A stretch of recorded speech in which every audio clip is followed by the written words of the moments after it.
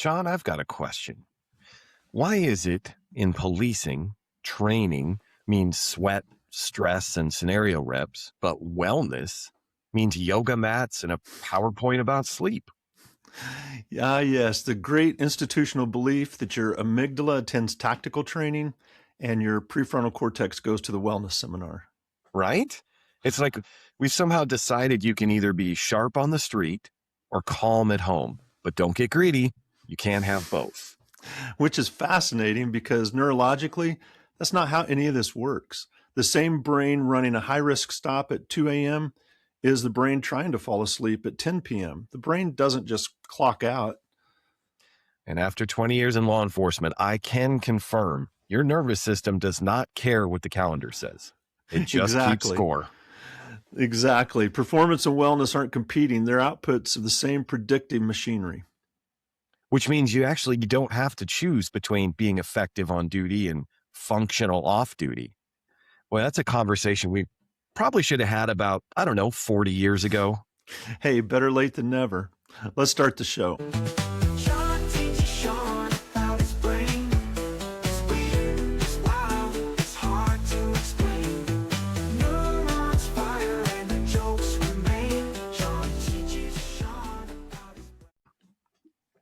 Welcome back to John Teaches Sean About His Brain. I'm Sean, and as someone with 2 decades in law enforcement and training, I've lived inside the traditional model. We train hard for tactics, we bring in separate programming for wellness, and then somehow we hope the two support each other. But what neuroscience makes very clear, and what John has been drilling into my head for 3 seasons now, is that the brain doesn't compartmentalize like that. Operational performance, decision-making under pressure, situational awareness, impulse control, emotional regulation, sleep quality, stress, recovery.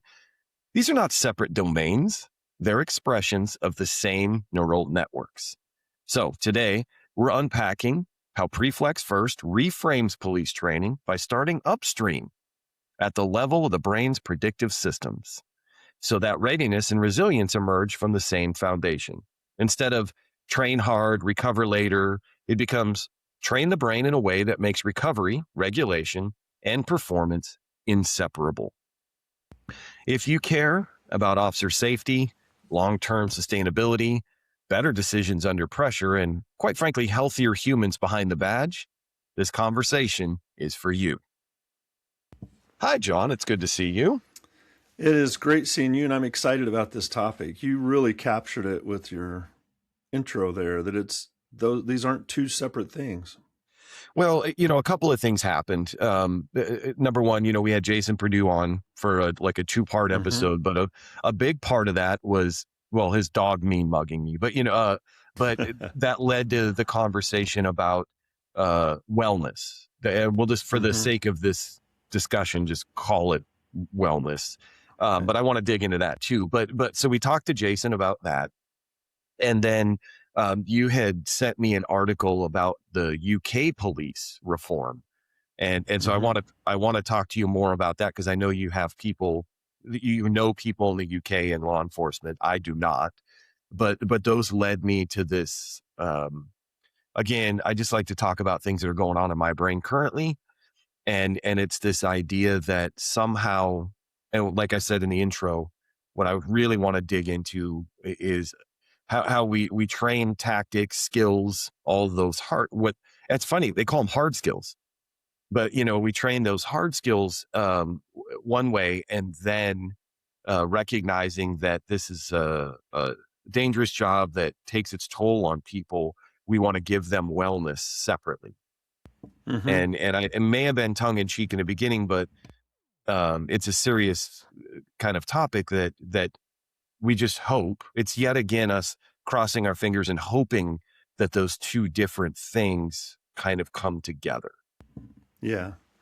And it's officer safety, and then there's officer wellness, right? It seems like then you can say officer safety and wellness, but it seems like they're 2 separate things. And it's, to me, just from somebody on the outside looking in that's worked with law enforcement and training, it seems like what I hear a lot is our officers need to be prepared for what they're going to face. So we have to train them to be ready for all the dangers they're facing without the understanding or realization that some of the biggest dangers they're going to face is after the incident and having to deal with that and the fatigue and with what they see and the vicarious, trauma, just all the things that go with it that aren't talked about or a part of a training plan. It's almost like those are separate things in separate silos. Yes. And again, anytime that you're training in a silo, um, I keep using the word hope, but we just hope that you are able to put all of the, no matter how many silos they are, we train in these silos, and then it's our hope or our belief that somehow human beings can just put it all together when they need it. Yeah, we're giving you the information you need to keep you tactically safe. You got to figure the rest out. And knowing kind of, well, I was going to say what I know about the brain, but it's really what I know from you about the brain. But and again, if Jason listens to this, he's probably going to yell at me offline, but because I've been out of this profession for a little while, there have been advancements. I'll start off by saying I believe that law enforcement is leaps and bounds ahead of where we were. I don't want to say back in my day, but but still, there's so many things that we're relying on, and that's a lot of it is we're talking to the on channel about these things. Mm-hmm. And saying, be aware of these danger signs, or this is when you should reach out to a peer, or these. So number one, it's like self-selection, where I go, hey, I'm drinking more than I probably should be, or I'm drinking heavily on hard days, or you can go down the list of that. I'm not sleeping well. I'm snapping it. All of those things I kind of identify that and go, hey, I may need to talk to somebody. Yeah. And so there's that side where it's self-selection. It's, and then the 2 hours, 4 hours, I don't know what the, annual training is where we all get together. You and I have talked about this a lot, about the traditional training method of we all just gather into a room, have a really like a charismatic person like Dr. Gilmartin come in, or someone who is, highly respected in their field, whether they're a psychologist or whoever they are. They come in and they give a 2-hour or couple of hour lecture to my on channel about, how to take care of myself, warning signs, whatever they go over. And then I go right back to the street again. Yeah. It's, we let you practice the tactics, which is helping the back channel. You get to go through the motion of all the tactical stuff you're doing. And then we'll sit you down in a room and tell your on channel, we'll tell you about some of the dangers that you need to watch out for and things that will help you with officer wellness. But then we'll go practice all the tactics again. We'll go to the range, we'll go through, scenarios, but then we'll just tell you, and not even tell you that often, probably, I'm guessing, but I don't know that there's that many seminars just about officer wellness or how well they're attended. Yeah. And when I said, wellness, I'm using that term because I think it's the accepted term, but I don't know what it actually means. Yeah.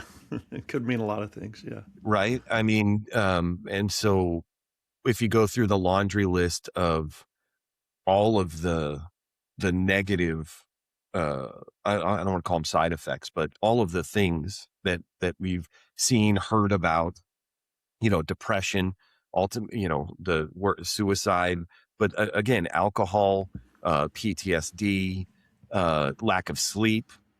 There's a thing I saw called compassion fatigue. I think we've talked about that. I think so. But and like sometimes fitness, which goes kind of hand in hand with this, starts to suffer. There's just this laundry list of things that can happen. And like I said, I think that the profession is trying as hard as they can to overcome some of these things. There's a bunch of apps out there. And the apps, of course, they all kind of do different things, but they're all like, have resources for peer counseling, find a therapist. In that article that you sent about the UK, I read there was it was like, they called it trauma tracking software. And I don't Yeah. know much about that. I should have looked into that more. No, yeah, I didn't look into that. I didn't look that up to see exactly what that was. I think I have an idea. So just hearing it, I have an idea, but I didn't look that up. I'm wondering, is it, so if you're in certain professions and there's a danger like that, like people within your profession are facing some of the issues that police officers face, there's usually a large effort, concerted effort by some organization that sponsors that field to try to figure out ways to help people with that. And that doesn't seem to be at one of the, and again, I'm from outside looking in, but it doesn't seem to be one of the priorities in law enforcement. I'm wondering why that is. Is it because I think law enforcement, the things that you see and the things you have to deal with and how you see people living like they're living and just all of that can be really, even traumatic. Like I was saying, vicarious trauma. Like I'm experiencing some trauma now just seeing how bad these people are traumatized. And Right. so I'm just wondering if there's not that push because it's more of a, I don't want to say macho, but more of a, I can deal with this. I'm supposed to be able to deal with this type of thing. Do you think that's part of the kind of the Well, culture?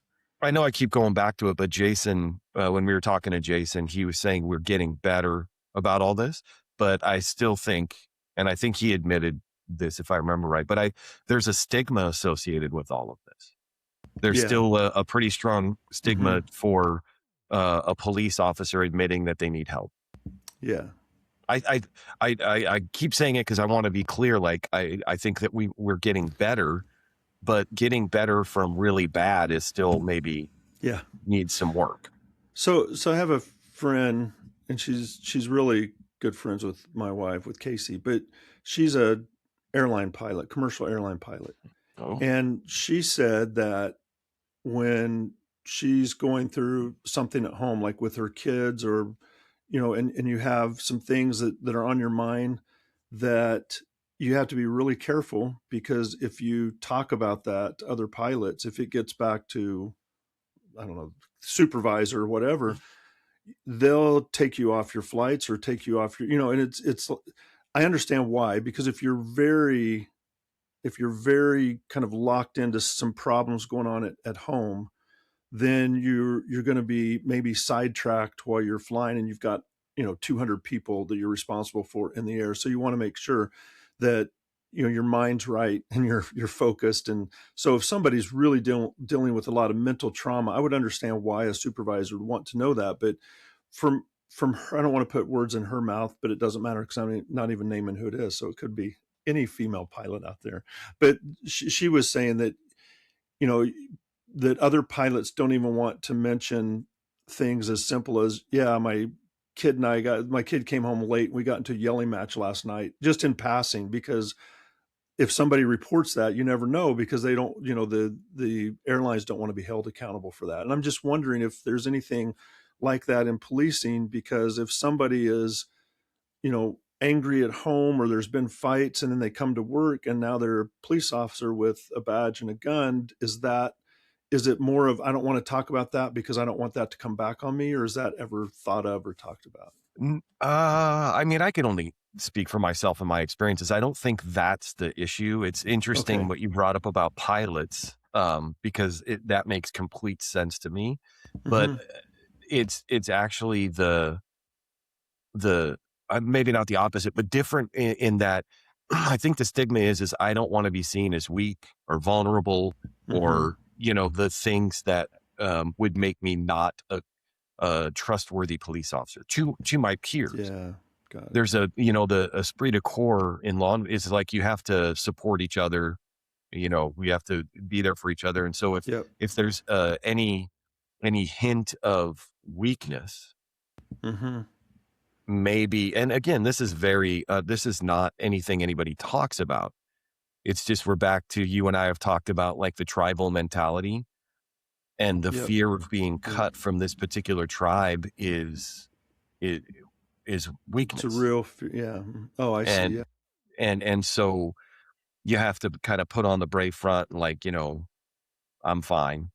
And again, Jason had mentioned, some of the debriefs they're doing, that people are being vulnerable with each other and opening up. That's a good, That's good. that's a good thing. But there was a time not that long ago where, we were in a debrief of a critical incident, a major incident, and they would go around the room and everybody to a person was like, I'm good. I'm fine.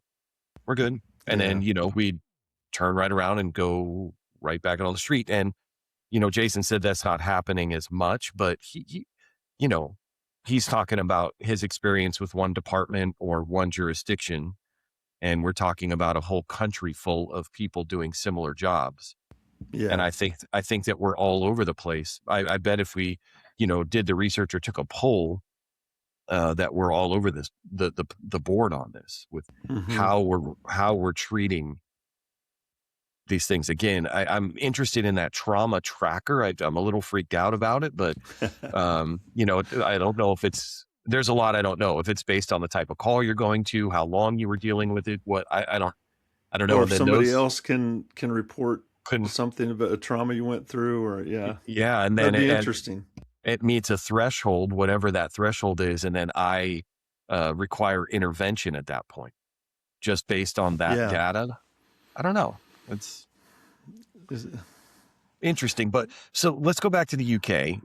Okay. Talk about the reform in that white paper a little bit as you understand it. Yeah. So, like you said, I have some friends over there that are in law enforcement just from some research that I did years ago. Spent a couple of summers over there. So I follow them, we're connections on LinkedIn and things like that. And so I see some of the things they're talking about once in a while. So this was I guess the new head of, what's her name? The Home Office, I think is what they call it. The Home Secretary. Home Secretary. Home Secretary. For law enforcement she's put forward some changes that I guess are the most sweeping changes ever in their history of over 200 years. But one of those is that I think so. It's to nationalize training. This is the way I understand it. I just read briefly through it, but to nationalize their training and then to make it where every officer has to have a professional license to be a police officer, and then they have to keep their license updated, just like a law license, I think was the example, or something like that. So so I think standardizing, nationalizing training, and having license to practice policing are the things that kind of stood out to me. What did you get out of that article? Well, I saw the same two things, but also giving more authority to hire and fire local.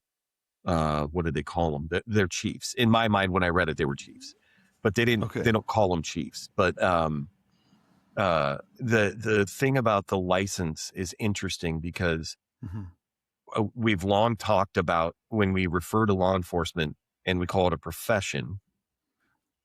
It's some people have made the argument, you may be talking to one, that lawyers, doctors, you can go down the list of people who are in a profession.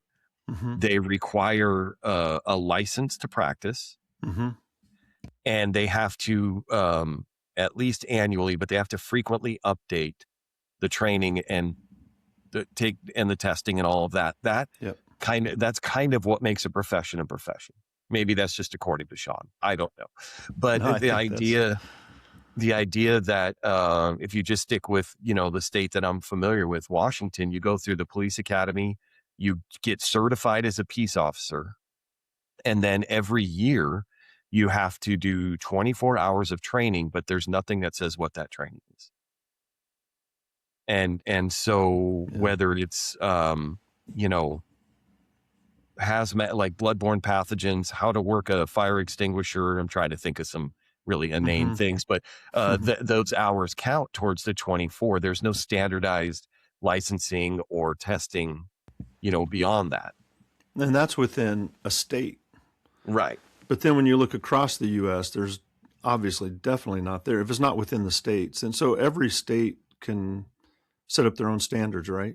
Yeah, they have different hours, like the academy hours are all over the board.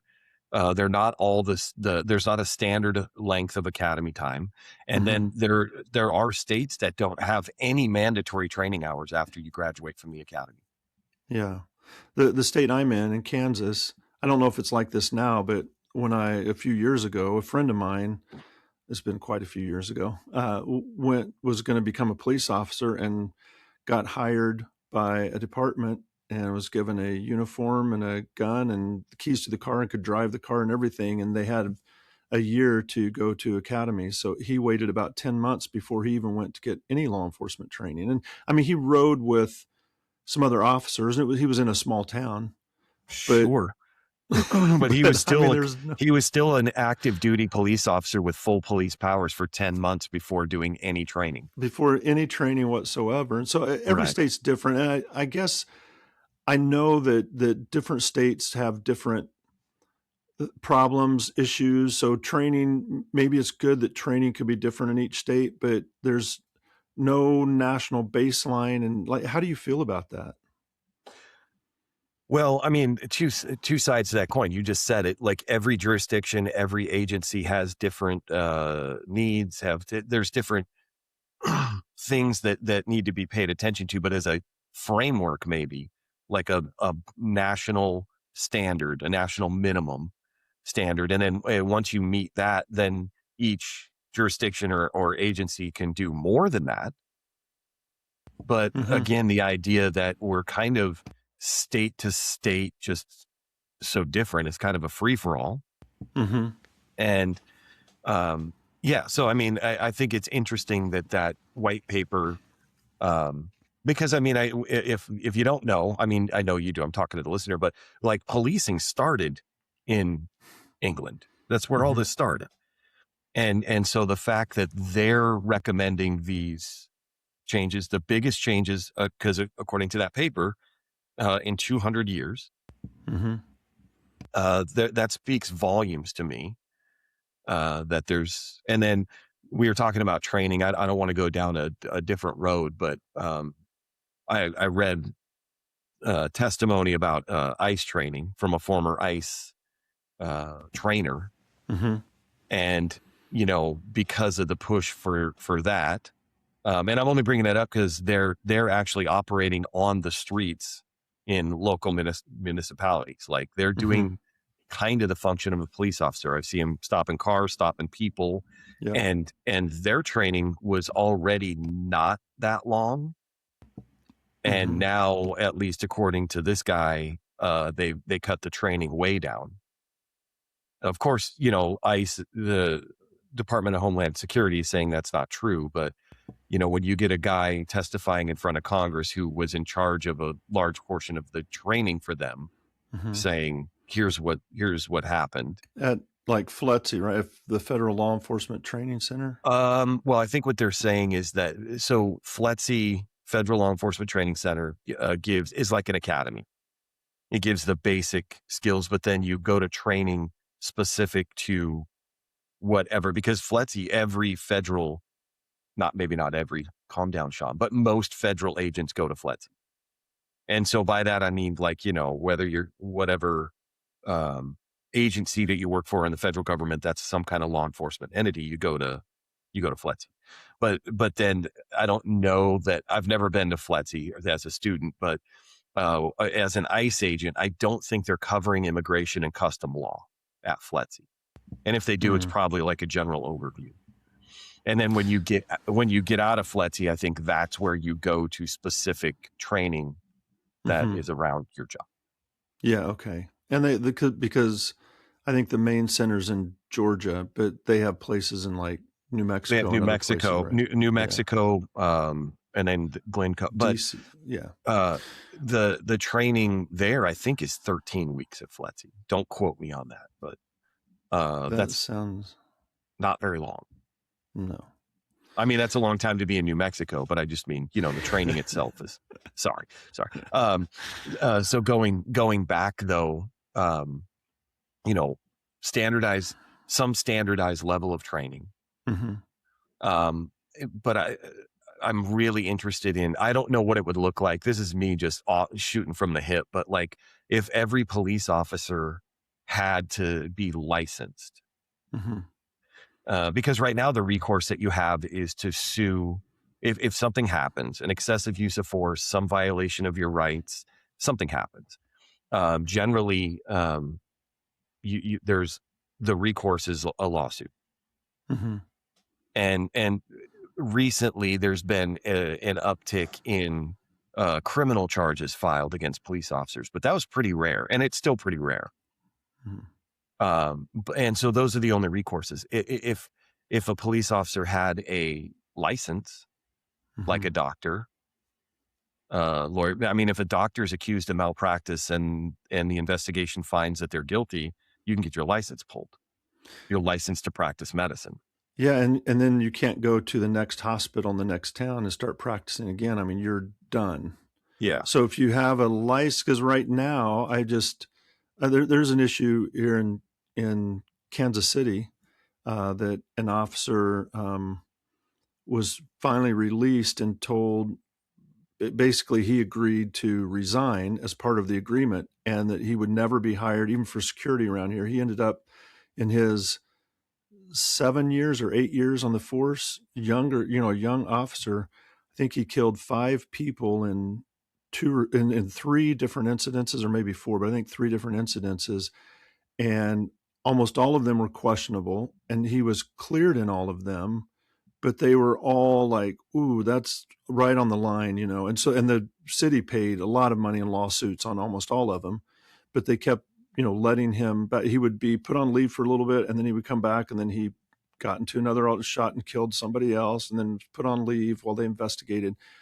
But the recourse was, you can no longer apply to be a police officer in the Kansas City or in that county, Jackson County, but you can go to the next county, Cass County, and be a police officer there, because there's no license for it. It's just, we don't want you, misbehaving here with us, but you can go somewhere else. And so again, going back to licensing, now if you were found of any, obviously there would be a rigorous process. It's not just, you just can't run around pulling licenses, but if there's an accepted practice of, a complaint is filed or a major incident or whatever happens, it's investigated, and you're found to, in medical terms, committed malpractice. But, if you did violate somebody's rights, you did use excessive use of force, you did, any of those things, you get your license pulled, you can no longer be a police officer ever, anywhere. Not in Cass County, not in Louisiana, not in Colorado, nowhere. Yeah. And I know what a lot of cops would be, I know they would bristle at the idea of that. But I think that when, if you were to take emotion out of it, I will tell you this, just my opinion. I think that nobody hates bad cops more than good cops. I know the public is up in arms about bad cops and all that, but nobody hates bad cops more than good cops. Yeah. And I would just say cops.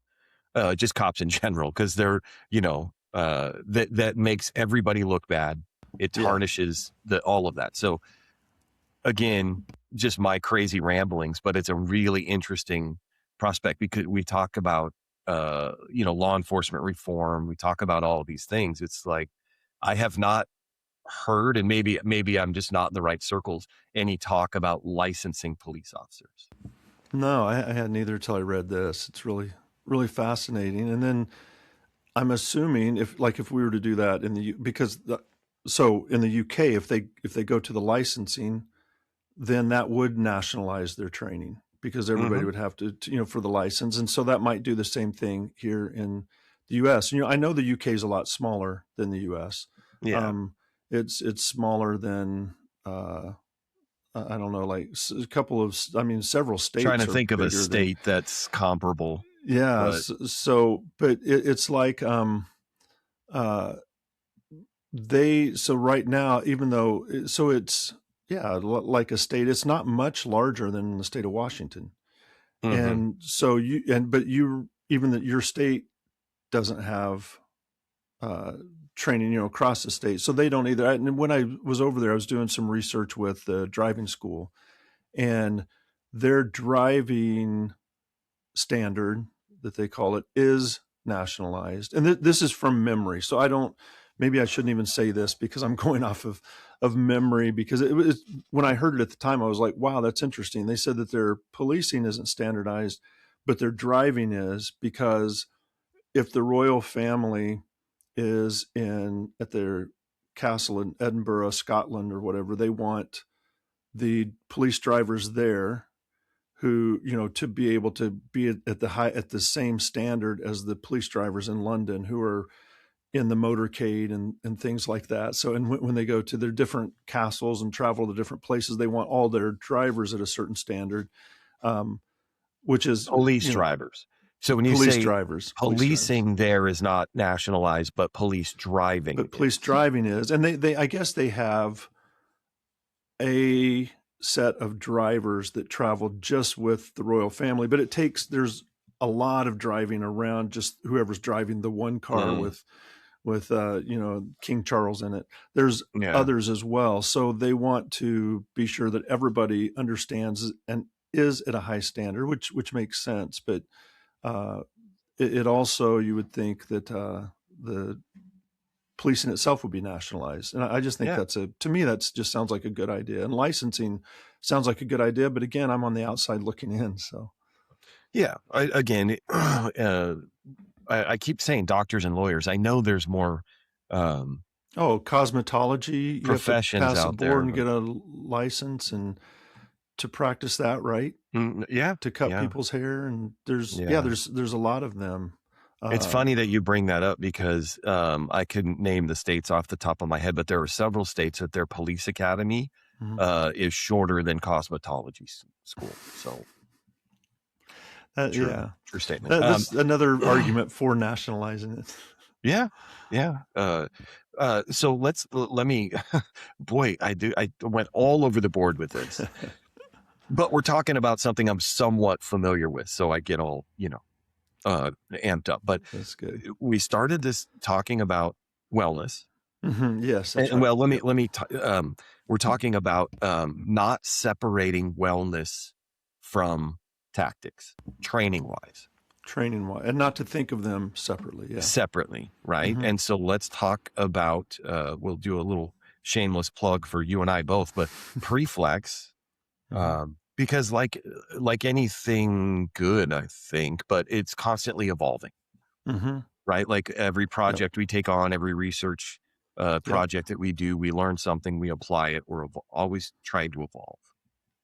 And so can you just talk 30,000 foot view, how Preflex first addresses these two things as one?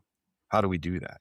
Yeah, it's really through the code words that we train with is really the way we put them together. So I think that the key insight with Preflex is that operational readiness, is that the term, or tactical readiness, operational? Sure. So readiness, that the tactic side and psychological wellness are computationally identical. So how the brain processes those computationally are really identical, because it's about the brain's trying to solve problems, and the problems are similar. So the same mechanism that makes an officer tactically effective is the mechanism that keeps them psychologically intact, in a sense.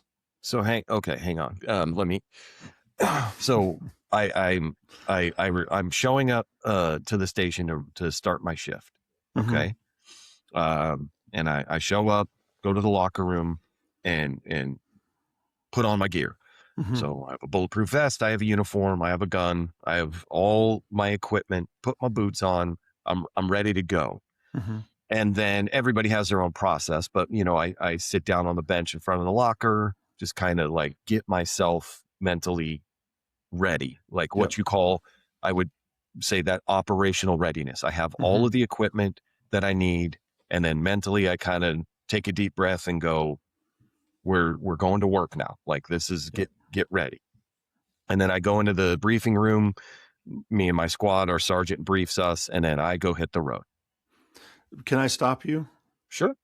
The very first thing when you're getting your gear on, and you said you're taking your breath to get ready, that's the operational readiness. I'm breathing to get ready, but that breath is doing more than just getting you ready. That breath is also interrupting the like hyper arousal about what might be coming up today. If you're taking a deep breath to get ready, that deep breath is also kind of stopping some of the anxiousness about what's going to happen. That's the wellness coping side. So as you're using the code word breathe to take a deep breath for operational readiness, that's also helping with wellness and coping. Okay. You see what I mean? I mean, so it's like I see it now. Kind of relax. It's not like it's a relaxation technique, but that's how you quiet and calm things. So psychologically as well. So it's getting you ready physically for operational readiness, and it's calming you psychologically for wellness and coping. And then you said you go to your meeting to go to your job. So continue on. I just wanted to point that out at the very beginning. Well, no, doing both. I was just that's really it is, and again, I'm speaking personally, in generalities. Everybody's got their own process, but I was just trying to kind of give a little bit of what operational readiness might look like. That's all I was trying to achieve with that is I'm physically ready, I'm equipment wise ready, and then mentally I'm ready. I go to the brief, we get briefed, and then I go get in my car, and then I go to work. That's the beginning part, and then answering calls, doing all of that. But yeah, so you kind of already answered this. I had a route in my head, but then I go to, but then no, it was really great how you tied, because I said breathe, and you tied those together. But I show up on a call that's a little bit elevated, maybe not even a critical incident, but there's a lot going on. It's a little bit crazy, right? People are like yelling and pointing and all that stuff. And when I get out on that call, you already said the breathing that I did to be operational ready, that's helping me to cope with all of this. Yeah. So, and if you think about it, and I've never done this, you have, but I would imagine that you go to that. What did you say? Domestic call? No, I was just saying a call in general where I show up and there's just a lot. So there's a lot there. And so now you've dealt with that. You have to leave that and go to another call.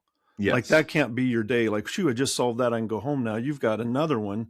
And so now there's a carryover effect from the last call to this next one, in the sense that if your adrenaline got up from dealing with somebody, that takes a little while to wash out of your system. So you're going to the next call, and there's probably still a little bit of that there. And so now if that call's difficult, it just starts building. It's like an accumulative effect. And then by the time your shift ends at 2 a.m. or 10 p.m. or whatever, you have an accumulation of things built up that you're taking home with you. And that's part of officer wellness. Now that's really, you've got to take that home, like your Pilgrim's Progress with a big load on your back. Like, what are you going to do with it now? And you're going to take it home and like dump it there and just wait. And then the next day you're going to bring another load to dump there. So it starts building up. So if you take that breath on the first call to get ready, like before I even get out of the car, I know this is going to be a tough one. So I'm taking a deep breath. That's also clearing out the system and the clutter so that at the end of your shift at 10 p.m., you aren't carrying as much home with you if you're breathing, and if you're handling it during the job, you don't carry as much with you after the job. Yeah. So I think you ask what Preflex does. Preflex doesn't sit officers down and explain all of this and say, this is why you need to do it, and this is what it does. It's like you practice the code, you do the exercises, they have you do the breathing. That starts to become a habit. And so if you're following Preflex training, it's making you more operationally ready, because now your brain is, the code words are breathe, scan, threat, position, cover, connect, and escape.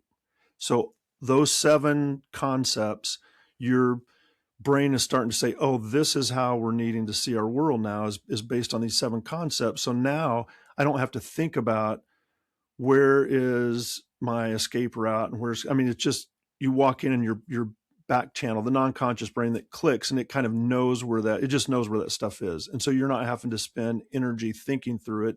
You've trained your brain to look for those concepts and to process those concepts. So you're more operationally ready. But each of those code words that I just mentioned has the kind of the flip side of the operational readiness and the psychological wellness attached to it. So as you're working through one of those code words, it's having 2 effects. Because this is where for Sean, I feel very comfortable in saying that I know the code words and I know how to apply them to the tactical world. We keep saying tactical, it's driving me nuts, but tactical just means black with Velcro on it to me for some reason. But again, the point is like, I can take those 7 code words and apply them to police skills, functions. But I don't actually know how to apply them as well, if at all, to wellness, to this thing you're talking about. So again, selfish Sean, I wanted to do this episode for me because this is where I wanted to get to. I wanted to learn about the other side of this. Yeah. I don't think so I want to talk about it. So I want people to know about it, but I don't think you have to know it to practice it or for it to work while you're practicing it. So like there was a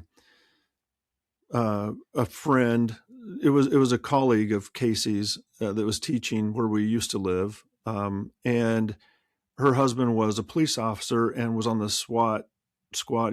He's been an officer for 25 years and very tactical. And when he didn't want to do anything with anybody but his few friends in the department, and they struggled with that. And so she would make him come to events with other teachers. And so I just remember the only time I ever met him, because he never showed up that much, but it was at another teacher's house. This teacher had invited several, it was in an elementary school, so several classes that were together, all the teachers in those classes.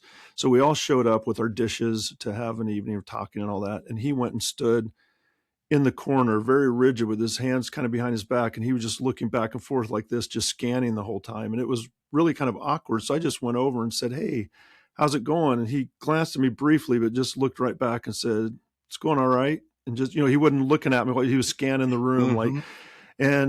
So anyway, I was talking to him and about all kinds of stuff. And he loosened up a little bit because it was the first time I'd met him. But he just said that he said, "I hate events like this." And I was like, yeah, because I was not really that crazy about those events for a different reason. But I was like, yeah, why? He said, "You never know where a threat could come from. We're open right here. I feel exposed." And he was talking like that. I was going, what? We're at Tavia's. Like, what are you teachers? These are teachers. Are you scared they're going to have a pop quiz? But that was like hypervigilance. And so I felt sorry for him.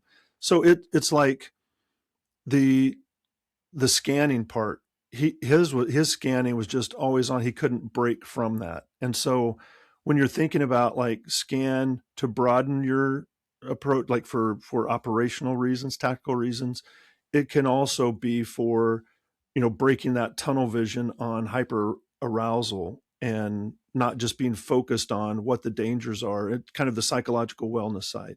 If you're saying, I've got to pull back and make sure I don't have tunnel vision, I've got to scan and take in information from all my senses, operationally, then that's also for wellness. You have to break those patterns and take in more. So it's training for the back channel. That was a couple of examples, but all of the code words. We could talk about each of the code words if you wanted, or we got breathe in, but now scan on one side is using all 5 of your senses to take in as much information from the world as you can. So what do I see? What do I hear? What do I feel? What do I smell? What do I taste? Depending on the context, but you're using as much of those 5 senses to gather as much information as you can in the world. And the more you practice it, the better you get at it. That's just a fact. But to go back to what you were saying, one of the things is also the word scan is broadening say that again. So broadening your focus. My So like focus. you're on duty, and there's an incident going down, and you're locked right into a door frame and a doorway, and you're locked in, because that's what tunnel vision does. It brings everything down, and if you're not breathing, so I've heard, you're not breathing and doing what you should, you could be focused right there, and you can miss somebody walking to the side that might be important, and you just miss them totally because of tunnel vision. And then if you're off duty and you're at your daughter's soccer game, and you're just really focused on scanning, like looking at the parking lot to see if there's threats, now you're missing other things going on, like the actual game and seeing your daughter play, because it's so tunnel visioned in. And that's from the hyper arousal. So in an incident, you need to break that tunnel vision of staring at the doorway so you can scan and see if somebody in the periphery is moving.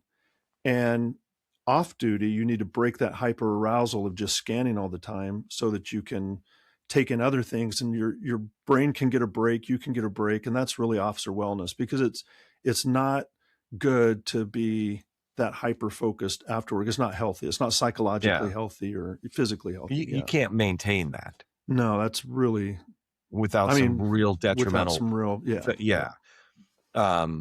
and I just as you were talking, I just realized, as I'm practicing mindfulness, I'm scanning myself. I'm scanning my internal, what's going on.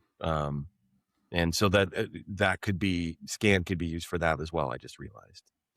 Boy, I'm learning a lot already here. So, but then that goes back to threat, the story. And I'm not making fun of that poor officer, because I couldn't imagine being I felt sorry for him. That teacher party and just being so locked in that you just think about everything that you miss.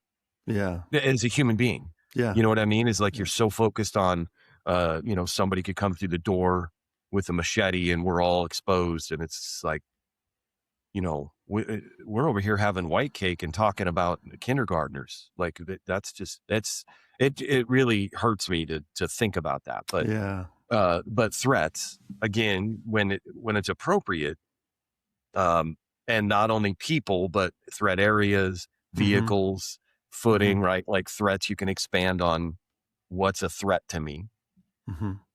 We can also talk about like threat to my ego. Threat's a big one. But what about the other side? What about the wellness component? I think that so where threat can have psychological harm is when threat becomes like, again, I'm using hyper focus a lot, but it's where everything starts to become a threat.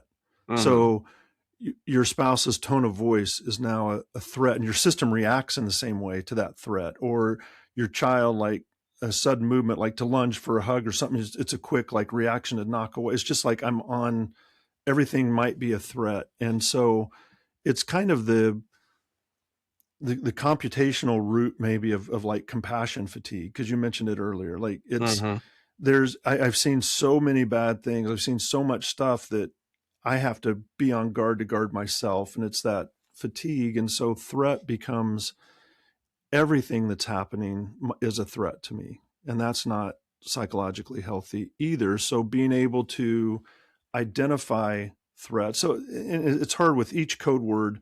Now that I'm talking about this, they all go together so much. So, if you breathe and you scan, you broaden your scanning, then that helps with threat detection. So now you're starting to more appropriately identify threat. So on the job, somebody reaches for their waistband to pull up their pants, and you immediately think they might be pulling a gun. And so you have to be able to decipher that, like the context and all of that. But it's like your kid lunging at you for a hug. That's not a threat. It's just that same thing of identifying what really is threatening and what isn't. I'm glad you pointed that out, because I may have boxed us in a little bit with the way I approached this, the trying to take the words and individually kind of help me understand how they apply to wellness, but they all No, overlap they so overlap, much. but I think it's good to do that. I think it's good. Okay. Okay. I think it's good. Yeah. It just, Um, they're not all going to be, I won't have perfect, because I'm kind of coming up with these examples as we're talking about it. So I like it. I I probably like should that. think about it a little bit more. No. This is good. This is good. So, breeze scan threat position. So again, Position. position where I am in the world, in relation to other people, Mm-hmm. and to just again, how close, how far away I am to people, who those people are, what they're doing, Mm-hmm. um, vehicles, right? Like it's just now Yeah. it's where am I in relation to all of these things that could matter to me. Mm-hmm. So I think it's also like on the wellness side, because you explained also that's the operational side, like the word position, what it can mean. So Mm-hmm. on the wellness side, the wellness coping side is maybe it's helping you if you're thinking about my position, because it's not just, I mean, it's my position relative, spatially relative to other objects, but it's also a position I take in a discussion or on, a stand on something like that. So it gives you, if you're thinking about position, it can give you kind of agency and freedom, I guess. So officers that are experiencing uh, PTSD or burnout, they feel trapped, like they're backed into a corner almost. And so position, being able to Oh, I see what you did reposition there. yourself and to think about something from a little bit different angle, and gives you get you unstuck, maybe gives you some degrees of freedom to move and think and realize that you have options. You can change your positioning, because if I can change my positioning in an operational setting, then personally at home, as I'm feeling like I'm stuck or trapped, or I can change my position there as well and see something from a little bit different angle. Or Hmm.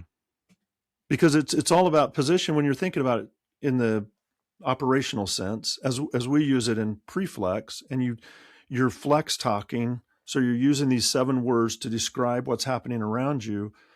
Your brain is learning. So position, I need to reposition for, okay, I can reposition to get into a better situation. And then it starts applying that becomes a habit, so that you can do that outside of just that one operation. It's in Hmm. conversations, it's all of those things. Okay. Well, this one I'm cover.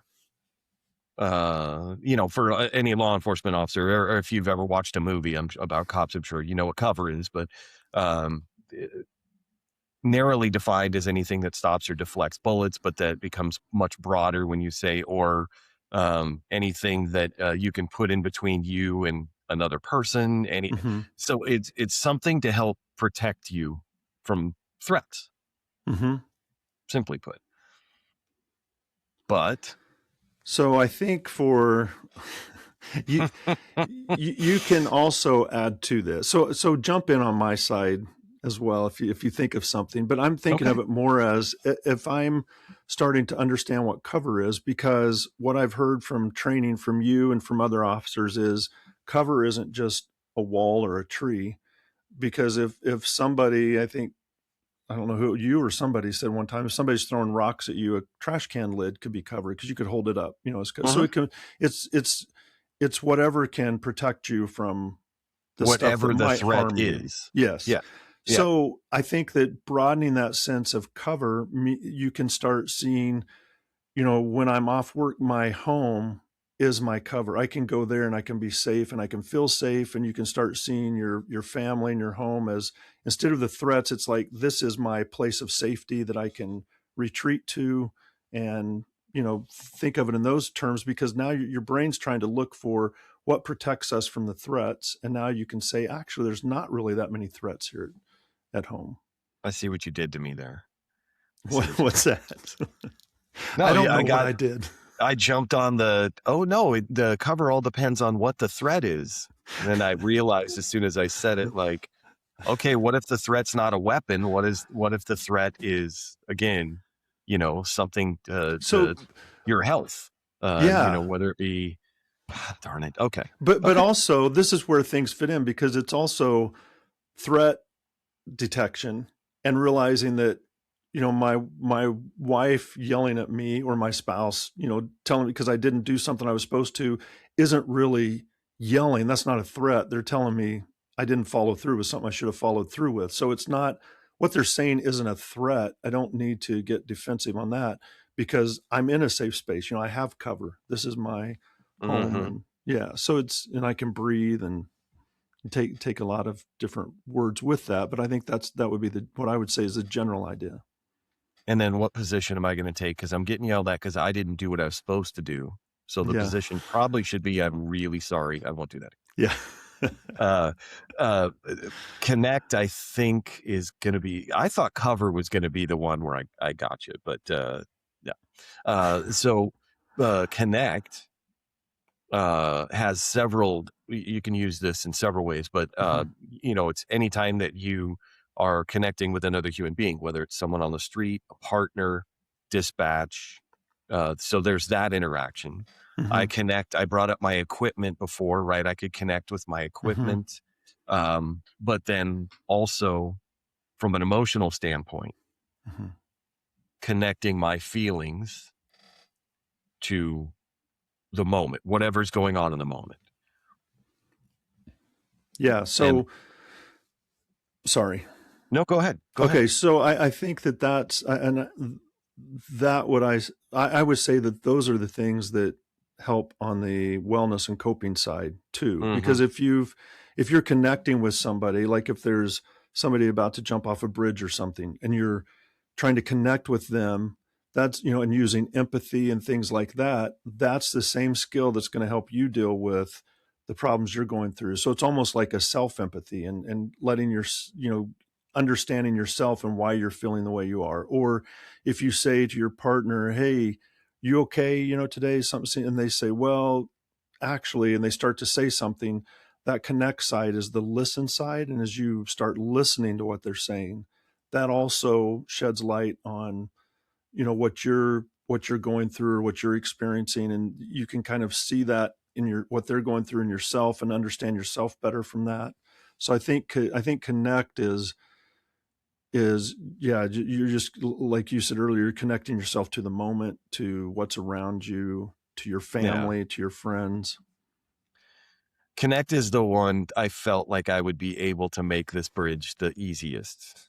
Yeah. So what, do you have anything else that No, that's it. I mean, again, connecting what I'm why I'm all of these, the connect for me has always been the easiest to wrap my head around. This is it applies to what I'm doing in the field, but also what I'm doing at home or when I'm not in the field.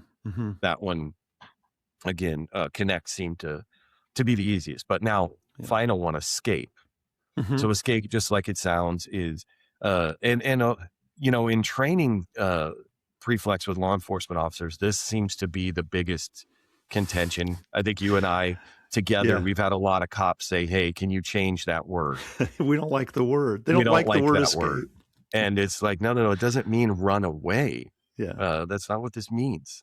But yeah, escape for cops just carries this negative connotation that I get, but I don't get some of the reactions that we got. But escape just might mean repositioning. Like a little bit of a retreat to another area where there's better cover. See how the words, overlap. But now I'm thinking, okay, but so escape is just how it sounds in the field. But now when I'm not in the field, when I'm not doing policing.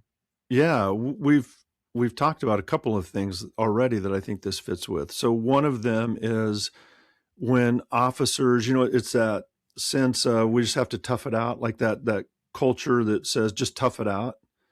Escape says, this isn't sustainable for me. I've got to make a change. I've got to do something different. What's happening isn't good. I need to escape this. So it's not just tough it out. It's why just tough it out? Because I can, like you said, I can reposition to a safer place for more cover and deal with it there. I don't have to tough it out here in the open. So I think that's probably one of its main uses. I'm trying to think. I had two thoughts and we'd talked about both of them already.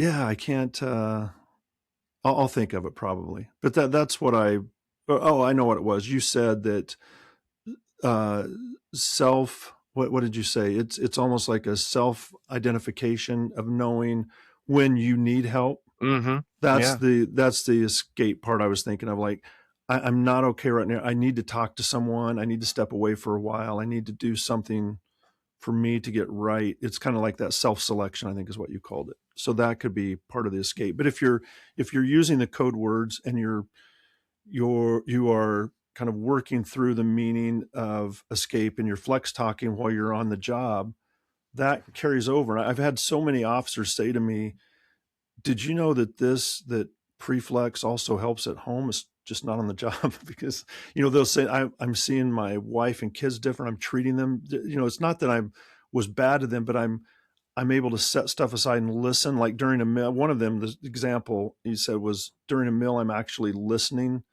to my kids' stories from school that day.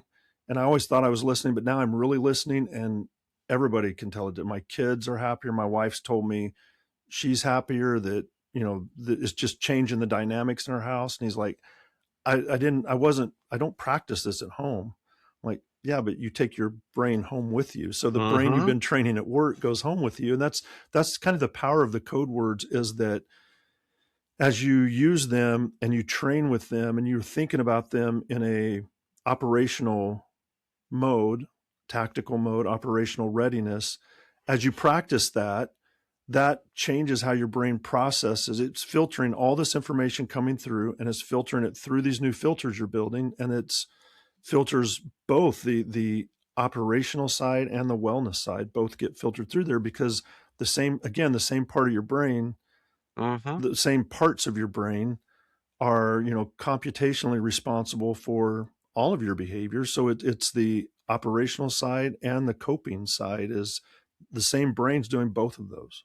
Yeah. That makes the most sense out of all of. There's been a lot of things that you said that make sense to me, but the idea that it's the same brain that we're taking with us everywhere. And if we're training, we're back to the silo thing, right? It's the traditional method of like, we're going to train the brain in two different ways and it'll sort itself out. Yeah. But what you're putting forward is that the way in which we have found the best way to improve performance or modify behavior, but that sounds scary, improve performance, is through this training. And the side effect is, because you're training the brain a certain way, is that it also improves wellness. So should that go on, like when they talk about medications on TV, it says also causes internal bleeding, diarrhea, blah, blah, blah. They go through all these things. Should we do that with Mm-hmm. Preflex? Also helps you cope and become Cope, more more resilient, psychologically more more emotionally resilient. intelligent, more, Well, maybe that's the warning label. Yeah. but you can also think of it this way. When you train with Preflex, it's telling you, you're building the schemas around the 7 concepts, the 7 words we're saying. So you're building your scheme, your mental schemas, the mental hardware around those things, and you can use then you use that for operational readiness, because we don't train anything about tactics. We don't tell you how to do policing. Right. We're getting kind of the mind. So we're upgrading the hard drive in the mind so that it can process how you've been trained to be a police officer. So it just makes you understand how to apply that training better, but it also applies the wellness and coping better. So it's not like we're saying we're training tactics that can also work for this. It's like we're Right. training the brain how to process, which will help you with tactics, but also help you with coping. Yeah. Yeah. It's doing Market, both. that Yeah. part's important, right? Because Mm-hmm. again, I like how you said that. I'm repeating it, what you just said, but we're not teaching tactics that also improve wellness. Right. We're just training your brain in the way that we know it works. And there's positive effects in both domains, Mm-hmm. but yeah, as opposed to, again, wear your seatbelt, get 8 hours of sleep. And, if you start to feel this way, call a peer. I'm not into, that sounds really snarky, but, like those just, I don't know. It's frustrating to me. That's what started all of Mm-hmm. this, is I just want better for my people, but, Yeah. it's Yeah. hard. It's hard. It's So hard. It is. Well, I appreciate you indulging me that, John. That was a Good, good. crazy topic that like I said, I got to get this stuff out of my head or it'll drive me crazy. No, So, I enjoyed that. And I think it's, it's another way to look at Preflex, to understand Preflex. And it's also talking about the profession and what we can do to help. And Preflex helps, but we also talked about some ways maybe licensing would help and, just the accountability side. So I yeah. think we covered a lot of interesting things today. I enjoyed that. Good. Good. Well, thank you very much. I learned a lot. This one's a little, so anybody, if you're still hanging with us, it's a little niche. We were talking a lot about law enforcement. So hopefully you made it through. Maybe you learned something. Maybe you just like laughing at me. I don't know, but I appreciate it either way. And don't forget, like, follow, subscribe to the show wherever you're listening to the show. Hit us up on socials. His TikTok is going crazy. John, I didn't even mention that, but it's really cool. Thank you. It's really cool. Yeah. Good. So yeah, everybody take care of yourself, and until next time, we'll see you then.